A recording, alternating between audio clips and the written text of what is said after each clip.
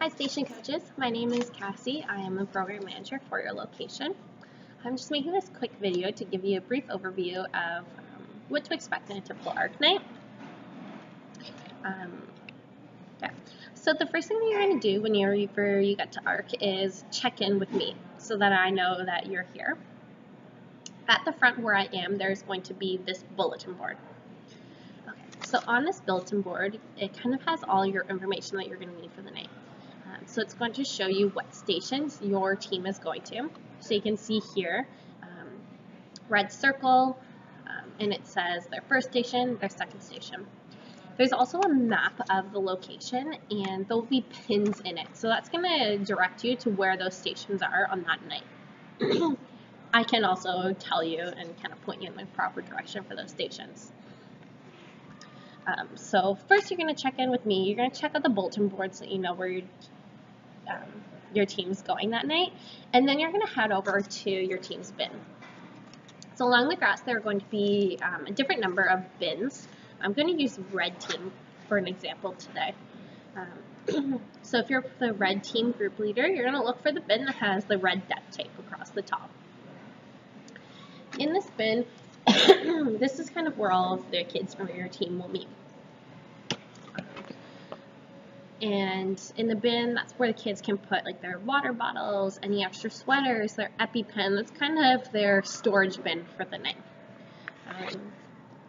The other thing, and this is something that you may need to help the kids with, and certainly on the first week the kids are going to need help with it because they won't know how to do it. But in your bin there's going to be, I don't know if you can see that, there's going to be a checklist or attendance list of the kids' names, and then there's going to be this little orange punch. So you can see how it punches down like that. So in one column it says in. When the kids get in, they're going to punch it so that you know they're in. Same thing whenever they leave on the other column, they're going to punch it so that you know how many kids you have at the beginning of the night and you want to see that many kids leave at the end of the night. So help the kids punch in. One thing to note for the very first week of ARC is there will be some kids' names who are highlighted. Those kids who are highlighted, they have ordered gear. So maybe it's a sweater, maybe it's a t-shirt, whatnot. It's going to be actually in your bin in a little Ziploc baggie. What I'm asking you to, as a group leader, is at the end of the night, when those kids whose names are highlighted, just try to make sure that they're leaving with their gear. Very often kids don't take their gear, and then I have it like 2 months later, and yeah, I really just want to make sure that the kids are getting their gear at the first week. So if they are highlighted, make sure they take their clothes. Again, they're in a Ziploc baggie, and their names are labeled right on it. The other thing that's in the bin, now this is new this year, is this little packet. So in it you'll see I have the timing, so that especially for the first few weeks I think you'll find this timing is really important if you haven't been a group leader before.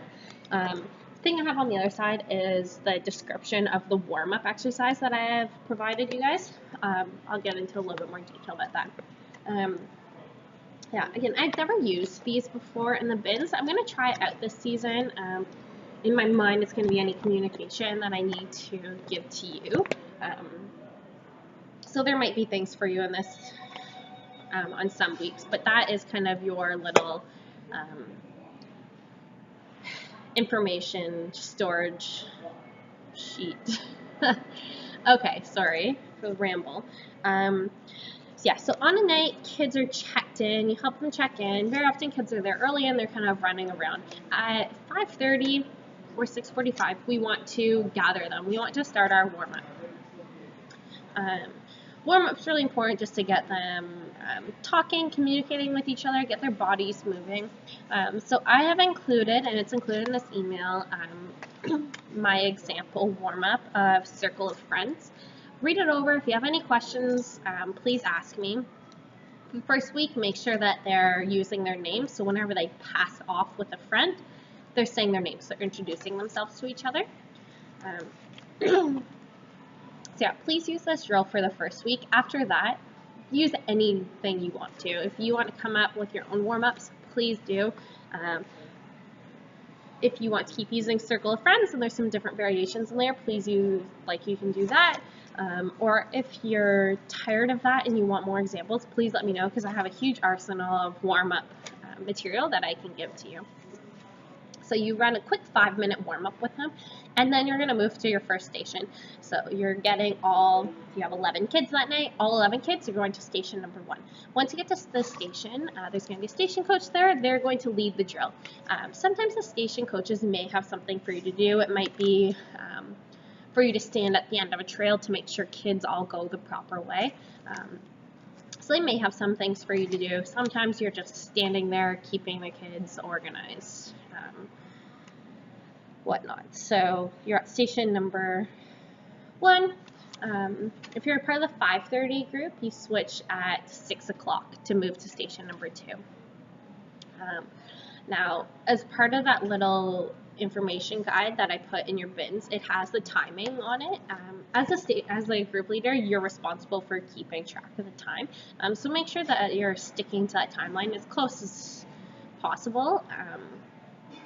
But yeah, that one for timing is your responsibility, not the station coach. So the station coach will just keep running the drill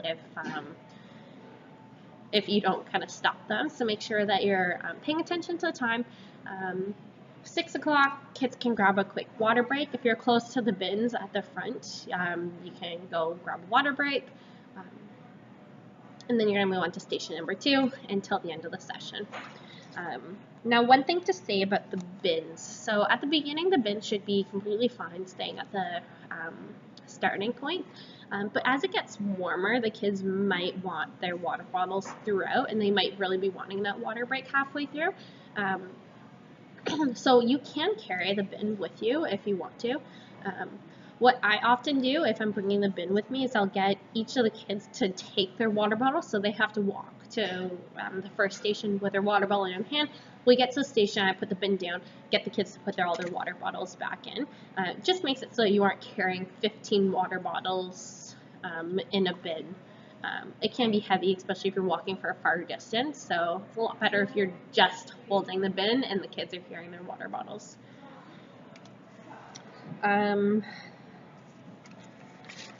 I think I actually covered everything there.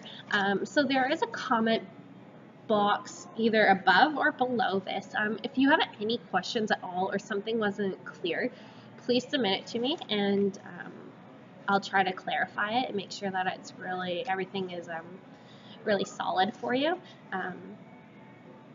Yeah, so I look forward to getting ARC started and seeing you this week.